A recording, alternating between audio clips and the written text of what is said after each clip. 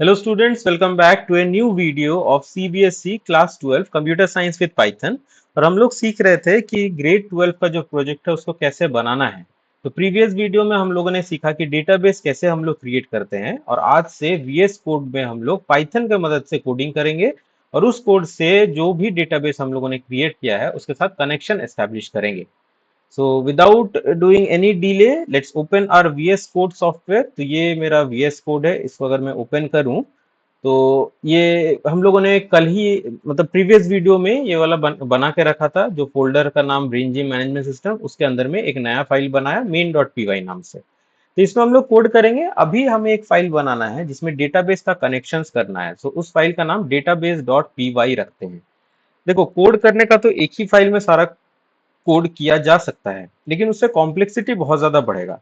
इसलिए हम लोग अलग अलग मॉड्यूल्स बना के तैयार करके रख ले रहे हैं, जिसके अंदर में फंक्शंस रहेंगे। जहां पे उस फंक्शन का जरूरत पड़ेगा उस फंक्शन को बस कॉल कर लिया जाएगा।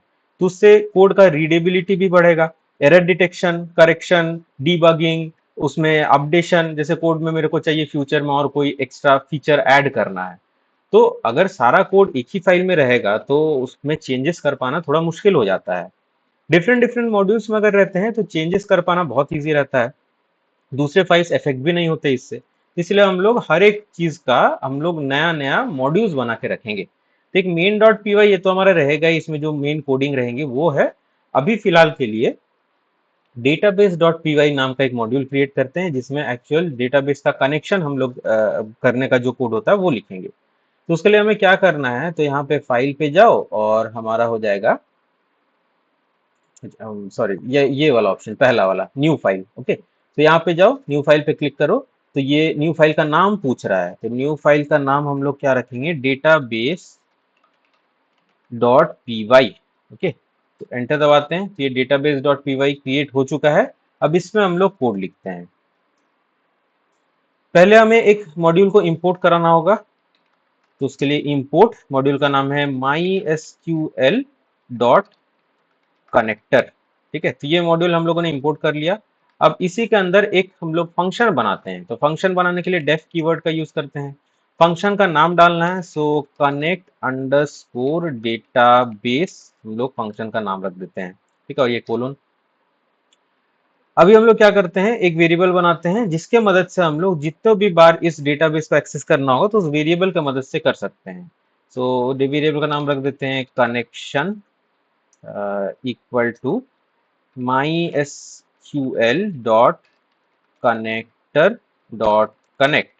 ओके, और ये एक राउंड ब्रैकेट ओपन, और इसके अंदर में हम लोग एक्चुअल कनेक्शन का जो कोड है वो लिखते हैं। सो host will be local host. Host का मतलब जहां पे हमारा सर्वर है, तो हमारा सर्वर हमारा ही सिस्टम में है, तो इसीलिए लोकल होस्ट डाला गया है।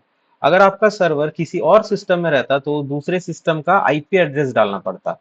ठीक है, तो फिलहाल तो हमारा सर्वर हमारे ही सिस्टम में, तो इसलिए लोकल होस्ट डाला गया है। फिर user, user equal to root. ये रूट बाय डिफॉल्ट जब आपने माई एसक्यूएल सर्वर इंस्टॉल किया होगा तो उसी में आपने उसको रूट ही सेट किया होगा। ठीक है, and then next one is password.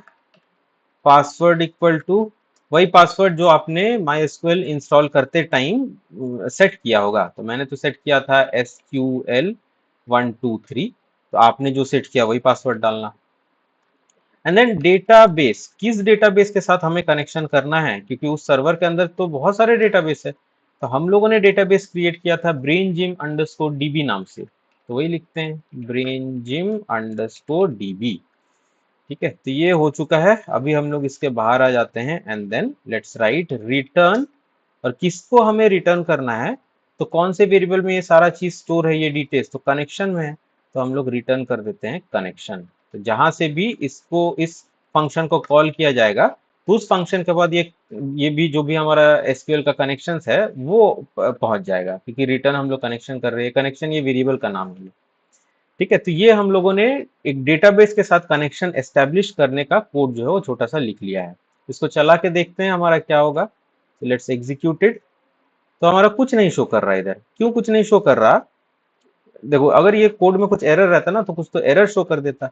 तो हमारा ना ही इस कोड में कुछ एरर है, ना ही हम लोग प्रिंट स्टेटमेंट की मदद से स्क्रीन में कुछ प्रिंट करवा रहे हैं। तो इसीलिए स्क्रीन में हमारा कुछ भी नहीं दिख रहा है, बस ये इसको एग्जीक्यूट किया और ये बस नॉर्मल ये वाला जो भी हमारा फोल्डर का नाम है वो आ जा रहा है।